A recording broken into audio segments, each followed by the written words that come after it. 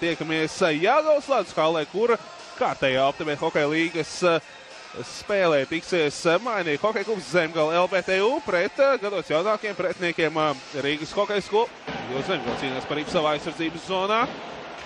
Polis, tā spēlē apkaļ metiens arī uz Bairu un galēji sargātiem vārtiem, un arī pirmo reizi spēlē Jelgavnieku vārdsargs spies iesaistīties. Spēlē tālāk Krūmņam. Bērkārts.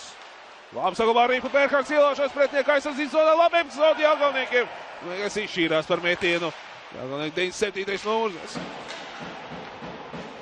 Arī pārā no savas aizsardzības zonas Vūtkevičs, atspēlē Gricīnskim. Labi iespēja kārtīgi Gricīnskim, bet Arturs Skrebūtens ļoti pārliecinoši darbojās vārtos un iemetienā rodas pret Česli, izdod Zemgalē vinēt iemetienu Jirgens. Spēlē Milleram Millers. Arī pa Skrebūtens sargātē vārtē bīstams situācijas Skrebūtens. Viņš no ātrāk intensīvākiem spēlētēm Zemgales komandā. Viņš atļauj spēlēt Ripani, atstāja zonu beigās. Labi iespēja Jelgavnieki apkaļ. Fantastiskā veidā kārtējā reize savu komandu glābi Arturs Skrebūtens. Mēģinās Jelgavnieki nosāties līdz metienu izpildīšanai. Labi iespēja Jelgavnieki Vītols. Izdara metienu bīstams situāciju tagad gan.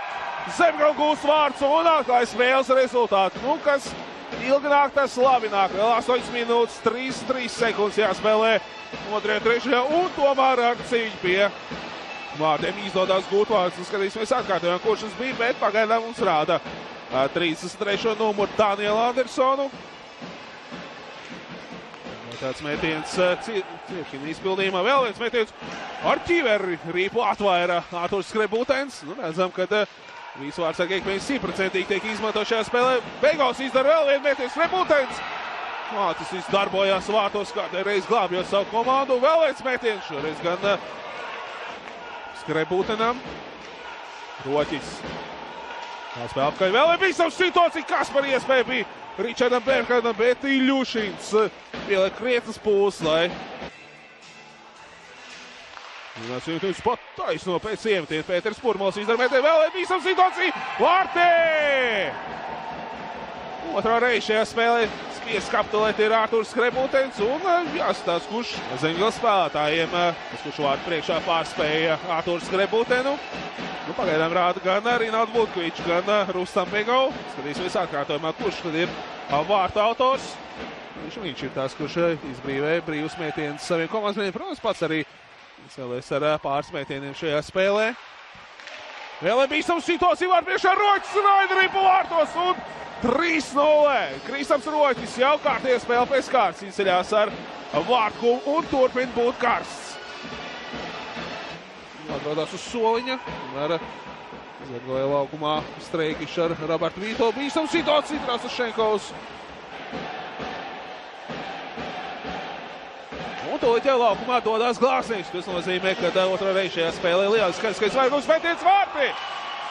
Izdodās Petersonam līdz ar Glāznieku došanos laukumā samazināt rezultātu starpību līdz 2 vārtiem un rezultāts kļūst 3-1, kad vēl jāspēlē 6 minūtes 24 sekundes.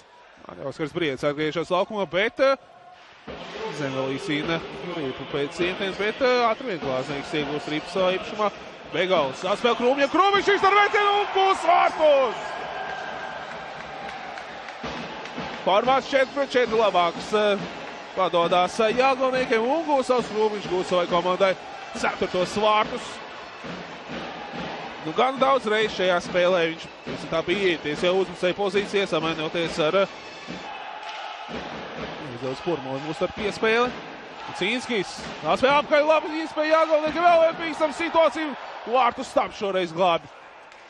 Vienmēr Žērots Alks bija aizsniedzies pēc rīpas, neizdevās viņam rīpas saglabāt. Un jau Antons Trasašenkovs arī dodās uz komandas soliņa. Bija bīstam situācija, meties vārtē! Izdodas Zemgalē realizēt lielu skaitlisko vārku un Ričards Bērkārts gūst savai komandai 5. vārtus. Nu, kas neizdevās ar rezultātu pieslēp, pirms tam jau pieminēja, tad daudz laiks bija Ričardam Bērkārtam, lai gūtu kādu no rezultīvās punktiem, un šoreiz viņš to izdara. Gricīnski, Begaus, labā metiena pozīcijā Begaus, pats izdara metienu, atvairīts metiens Skrebūtena izpildījumā. spēlē galā. Zemgalē tomēr ar skutinošā spēlē izdodās salauzt Rīdznieku pretstību un gūt uzvaru arī šajā spēlē.